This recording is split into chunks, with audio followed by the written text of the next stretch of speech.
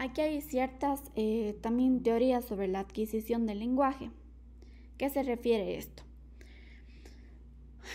Es importante conocer cómo funciona y cómo en años pasados se dio el entendimiento del lenguaje. Aquí yo les he puesto dos autores súper importantes en el mundo de la psicología, en el mundo del lenguaje, sí, que han hecho grandes aportaciones. El primero es Skinner, ¿no? Él nos habla acerca del aprendizaje operante y que nos dice aquí que el ser humano o el lenguaje se da mediante los principios de limitación y el reforzamiento. Él hablaba que, su teoría mencionaba que el ser humano puede aprender mediante reforzamientos que pueden ser positivos o negativos. Es decir, nosotros queremos obtener un comportamiento en un ser humano y para eso le condicionamos y aplicamos ciertos estímulos. En clase iremos profundizando más. Otro autor súper importante es el Chomsky. Él nos habla acerca de la gramática universal innata. La idea básica de él era que los niños están biológicamente predispuestos a aprender palabras y el uso de la gramática. ¿Qué se refería con esto? Él decía que básicamente los niños ya vienen con un módulo, con cierta información para poder aprender palabras y hacer uso de la gramática y por ende poderse expresar. Aquí básicamente nos habla también de que la lengua es algo universal, ¿no? Y que el niño generalmente no dispone o no necesita un montón de tiempo para poder ir adquiriendo. Entonces aquí él mencionaba que son súper importantes los primeros años de vida porque aquí se puede hacer que el niño tenga un buen dominio de la gramática, que se acuerdan que la gramática era las reglas y las normas de todo el lenguaje. Y también mencionaba que el ser humano nace con el equipo necesario y el sistema operativo y la experiencia es aquella que va aportando a los programas y permite sobre todo que el ser humano se siga desarrollando.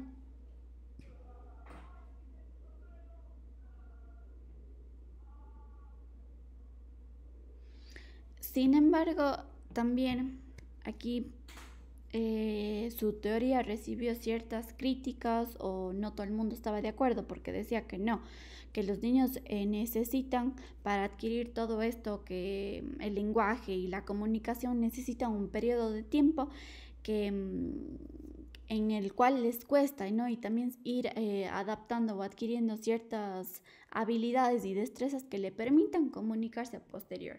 Básicamente diciendo que la gramática universal innata de la teoría de Chomsky no era tan cercana a la realidad. También hay otra teoría que habla acerca de los neurocientíficos cognitivos. Bueno, ellos básicamente, ¿qué es en lo que se basan? Ellos se basan en el aprendizaje estadístico. Básicamente ellos toman como la definición del estudio o de todas las funciones cognitivas que intervienen en el lenguaje, que nos permiten diferenciar las palabras y las normas gramaticales.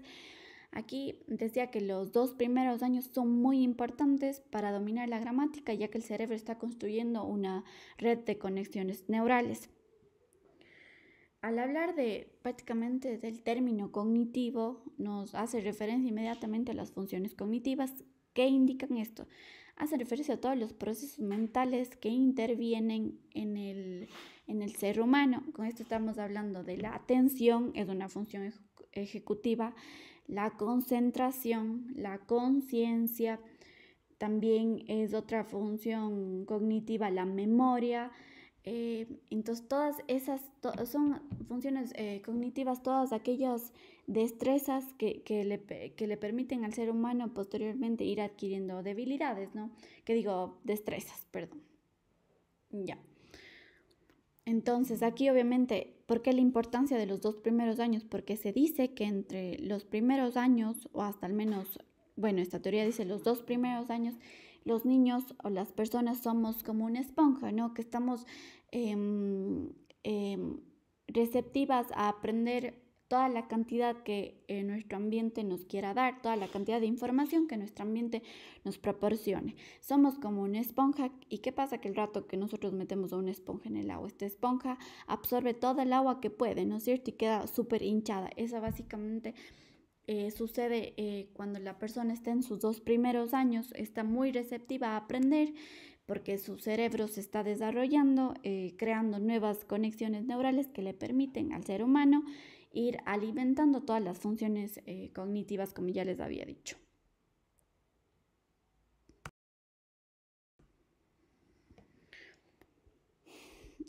También es importante conocer la relación que tiene el pensamiento y el lenguaje.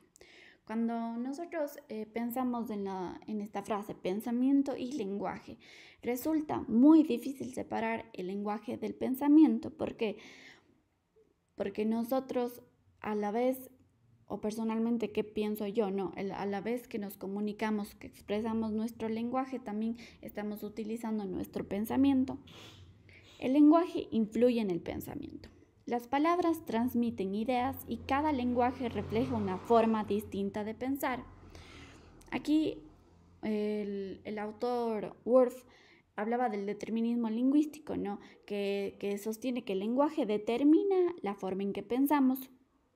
Sin embargo, esta hipótesis sugiere que el lenguaje determina el pensamiento, ¿no es cierto? Pero también se podría decir que el lenguaje influye en el pensamiento. Esto es súper importante poderle entender, ¿no? Y personalmente, tanto el lenguaje influye en el pensamiento como el pensamiento en el lenguaje. Aquí les pongo esta imagen, ¿no? Vemos un cerebro y tiene escrito a su lado la palabra pienso, ¿no es cierto? Y a solo otro lado actúo, ¿no? Entonces básicamente son dos aspectos que están súper ligados y no se puede decir que solo el pensamiento influye en el lenguaje o el lenguaje en el pensamiento, sino son dos cuestiones que tienen una relación súper estrecha y que no pueden ser separadas ni anteponer la importancia de la una sobre la otra. Claro que aquí también se encuentra un corazón que refleja toda la parte de los sentimientos del ser humano que sí, también influye en el lenguaje y en lo que se piensa y en cómo actúa.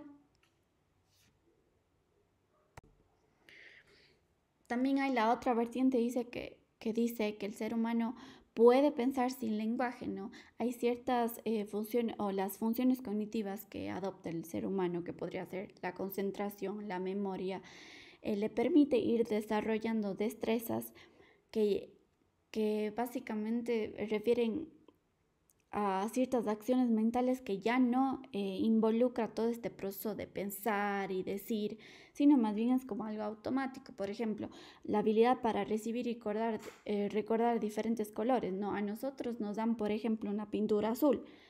Nosotros sabemos que Él nos da la pintura azul y sabemos que esa es la pintura azul, y entonces simplemente no estamos estableciendo un tipo de lenguaje, ¿no?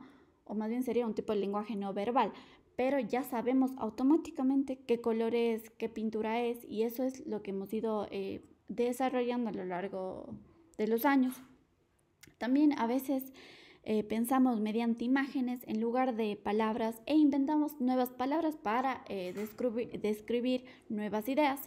Y es decir, como les decía antes, podemos decir que nuestro pensamiento influye a nuestro lenguaje, pero que también el lenguaje a su vez influye en el pensamiento.